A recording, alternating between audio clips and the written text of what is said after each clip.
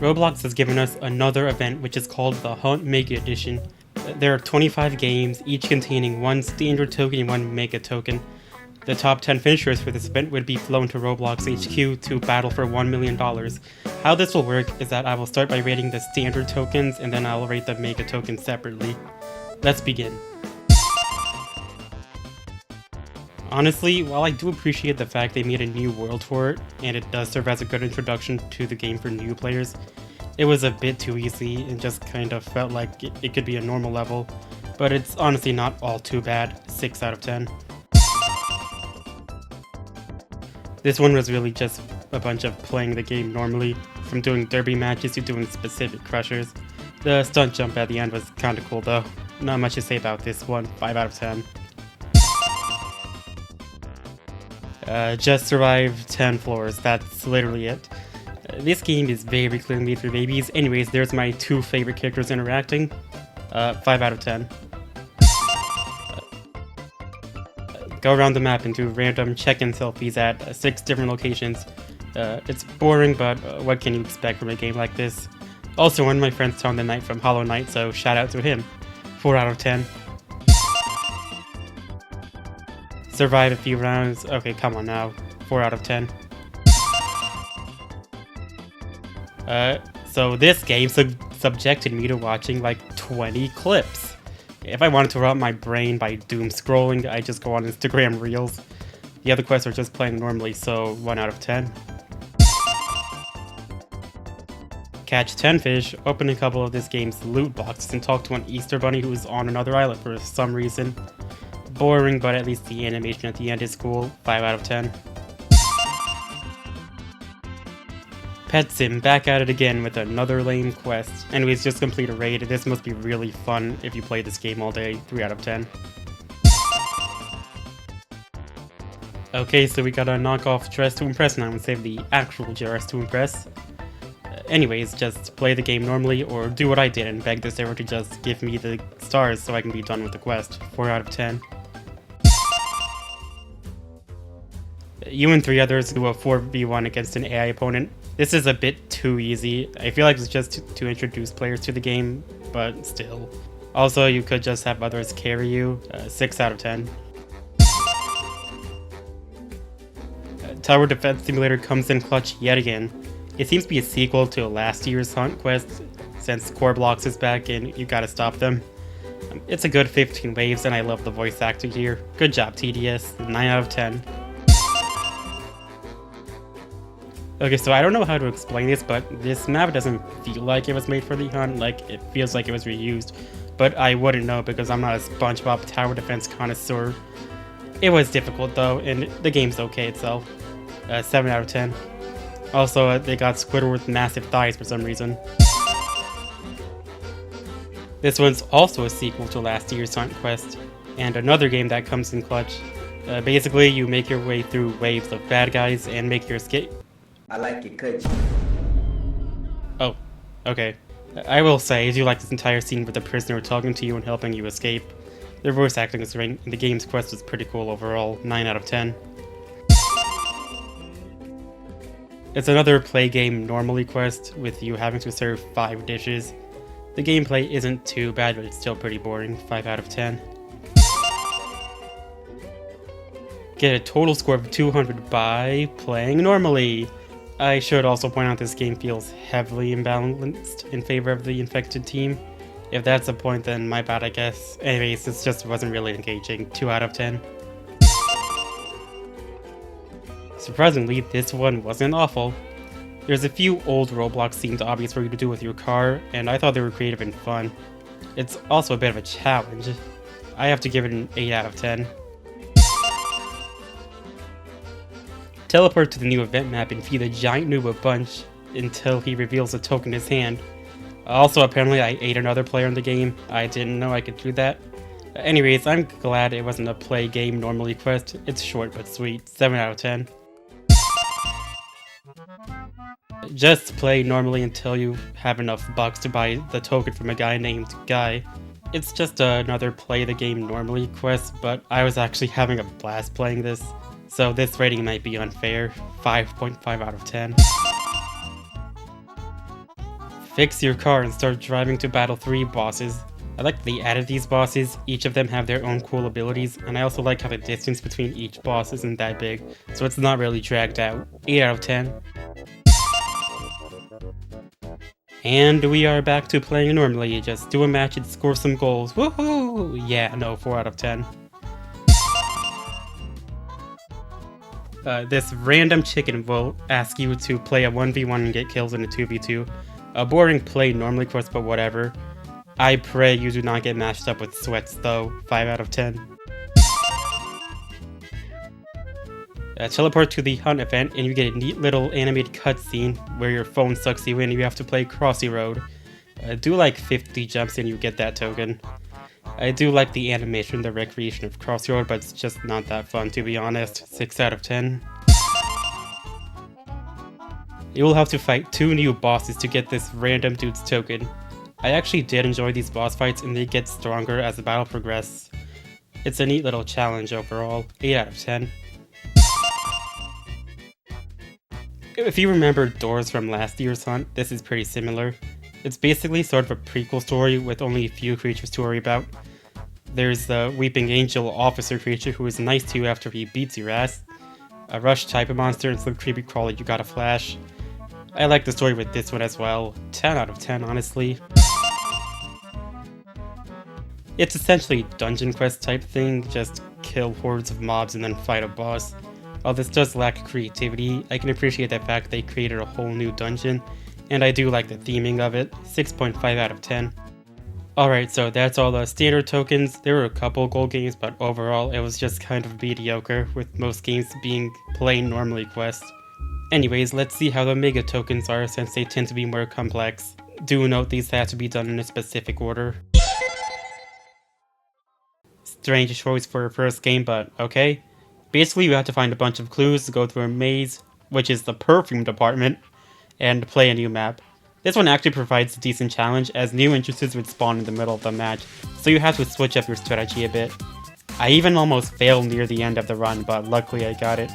You then go to a really nice looking cave with those SpongeBob statues, do a little dance, and you get the first mega token. This one was definitely impressive, 8 out of 10. Wow, they basically just made a whole cinematic masterpiece. Long story short, it goes from a stealth mission type of deal to a very cool chase sequence. There is a lot to cover here. Everything from the building to the animations to the soundtrack is awesome. Hats off to the Untitled Tag Game team. 10 out of 10. Actually no, 13 out of 10. Find some code numbers, enter at the start of the hunted map, and you get a decoder. You have to use it near some radios for another code that opens another door. This leads to a trim you have to take to start the Mega Token quest. Some show host guy wants you to collect a bunch of fragments for the Mega Token, and it gets more difficult as you collect them. There's even a new oxygen and lava mechanic along with the creatures you had to deal with in the regular game. I actually love this one a lot. Thank you, Pressure Devs. 10 out of 10. Complete a relatively challenging obby. It's pretty fun, although I hate the stage that is just purely random. Other than that, not too bad, but not too much to say. 7 out of 10. You have to go to the shooting range and shoot some targets that are a bit tilted, then do some 3v3s on a specific map and collect things. This part is but the next part is actually pretty solid, as it has you fight a boss of your choice. It's a unique addition to this quest, and I'm glad they added this. If they just left it at the 3v3s, this rating would probably be lower. 7 out of 10. Watch 100 clips. Lol, just kidding. Just find 5 golden cameras while wearing specific hats. Better than watching brain rot, but it's just too simple. 5 out of 10. Find a few gems, enter a code using your math skills, and fight a new boss. This boss is a bit too similar to the other one from earlier, so unfortunately this won't be getting a high rating. I guess I like the code bit though. 5 out of 10. Do a bit of driving and carry some bomb batteries to form a portal. You get teleported to a new boss fight, which is a bit similar to the previous bosses, and frankly it feels kind of dragged out. It was a cool reference to that one story game, but it's just underwhelming. 6 out of 10. Collect some goggles, then kill people with specific letters. Yeah, no, this one was just lame and not really fun at all. 1 out of 10. Flip a lever, then find some shapes and numbers which correspond to the order you have to make those shots. You'll then be thrown into a basketball duel with an NPC who actually provides quite the challenge. I'm not kidding, I literally had to do a second attempt of this. This was actually pretty good, so 7.5 out of 10. This is really fun, if you like doing a bunch of things around the map, that is. I get the point is to provide a challenge, but I feel like this was just insanely dragged out. Help some people, get a code, open something, and the town is saved or whatever. 5 out of 10. Go to the basement and chase down some dude, collect some recipe things, and cook it for this critic. Oh wait, he was the bad guy. That was like a shitty Scooby-Doo episode, I cannot lie. This quest was just boring to me. I felt nothing. 4 out of 10. Play normally until you have to shoot up at the target, then do some sciencey things and... Wait, why the fuck is this an RPG now? In all seriousness though, I genuinely enjoyed my time here. It's actually very cool that the Arsenal devs tried something new. I especially like the fight with my mirror self. I thought that was a neat touch. And I like the storyline that went with it. 10 out of 10. Talk to this random NPC and help them get unanchored.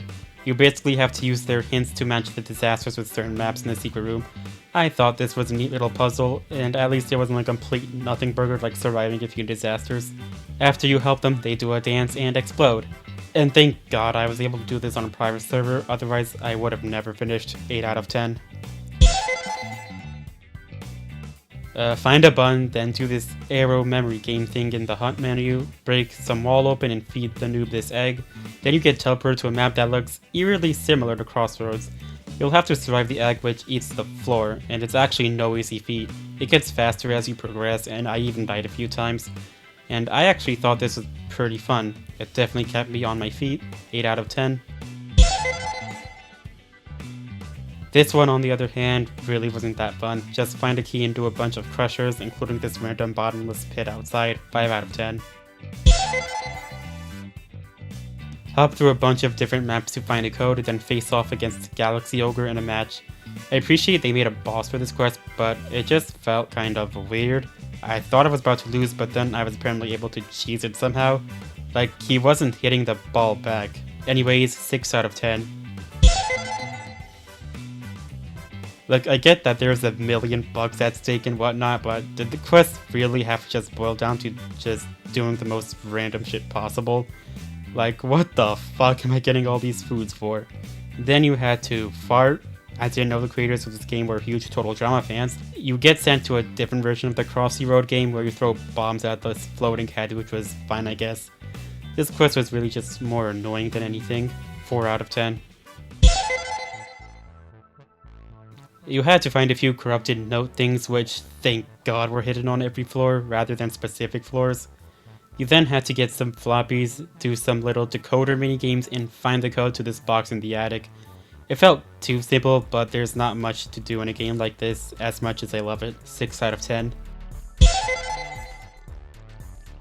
Enter a random code and play the new Mega difficulty. It didn't really feel any harder than the last one, and I do have to remove points for reusing the map instead of having a new one. So 5 out of 10. Good God. Just click a bunch of shit, that's all you need to know. 0 out of 10. Take this ball all the way to the other side of the map, then find some symbols to enter in for the token. It's simple, but it's a bit too long. Thank goodness for teleportation though. I don't have much to add. 5 out of 10. This one was definitely interesting. I like what this brought to the table though. You had to climb up and do some packing, which essentially lets you fly. I did enjoy the foggy obby, although I can see how painful it could be for other players. And I also liked the boss. It was challenging and had some cool moves. Fighting the void went hard. This is definitely a 10 out of 10.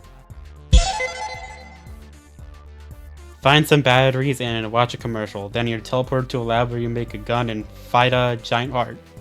You also have to do little mini games to unfreeze a few people. I appreciate the effort, but it just wasn't all that engaging. Sorry, 5 out of 10. This was actually a strong end to the event. You have to open this secret door, go through a maze, which I admit took me a couple attempts because of the time limit. My favorite part was the puzzle where you had to memorize the melody of Cthulhu and match the fish you caught in the temple with those melodies and put them in order. Also, the animations were clean. I liked looking at them. Honestly, there's not anything too bad about this quest, so 10 out of 10. I neglected to mention these, but as you collect these mega tokens, you have to do these little puzzles, which seem to get nerfed as time went on. I unfortunately got busy, so I had to do easy mode on some, but they were all pretty good, and I like the aesthetics of each zone. After all that, you can collect the prizes waiting for you at the last zone. And that's it for all the games. Despite a couple exceptions, I think Roblox actually did good this time around. The good games actually overshadowed the bad games, and the buildings for the lobby and the zones look really nice. I especially love the final Mega Zone. And the cape and the diadem look cool as fuck. And they actually lowered the amount of games. With only 50 badges total and almost 3 weeks to complete, I think it was the right call. The competition aspect definitely incentivized completing this event. And the Mega Final, while I don't have much to say, was actually a fun watch. The Mega tokens being released gradually really added to experience, and yeah, this is definitely the best event out of all the ones we got. And the closest to being a perfect event. I'd like to give one more shout out to Untitled Tag Game because god, that was just peak. I give this event an 8.5 out of 10 overall. It's close to perfect. Thank you for watching. I actually had fun with this event. See you next time.